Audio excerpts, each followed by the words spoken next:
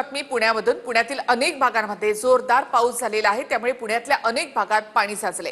पुण्यामध्ये अवकाळी पावसामुळे झाड कोसळून एका महिलेचा मृत्यू देखील झालेला आहे. झाडाखाली 3 जण अडकले होते. दोघांना वाचवण्यात यश आलेलं आहे, तर एका महिलेचा जागीच मृत्यू झाला. रंजना गिरी असं मृत महिलेचं नाव आहे. तर पुण्यामधली ही दृश्य आपण पाहतो. पुण्यातल्या ठिकठिकाणी मुसळधार असा हा पाऊस झाल्यामुळे पाणी साचलेलं आहे.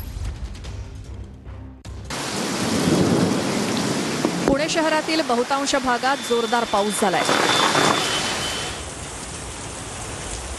पुण्यात पावसामुळे भर दिवसा अंधाराची स्थिती निर्माण झाली.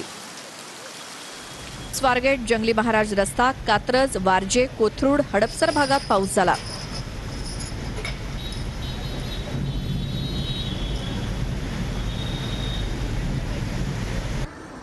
तर स्वारगेट आणि जंगली महाराज रस्त्यावर अवकाळी पावसामुळे पाणी साचलं.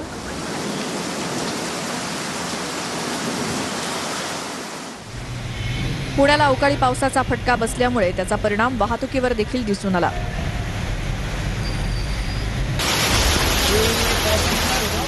कोंढव्यात काही वाहनं आणि रिक्षा पाण्यात अडकल्या. एका तासात खडकवासला भागात 97 मिलीमीटर, सिंहगड रोड परिसरात 94.8 मिलीमीटर, बिबेवाडीत 77, कोथरूडमध्ये 64.8, वारज्यात 56.4, शिवाजीनगर भागात 48.4, ढोले पाटील रोड 48.2, हडपसरमध्ये 36.4, तर वानवडी इथे 53.2 मिलीमीटर पाऊस झाल्याची नोंद आहे.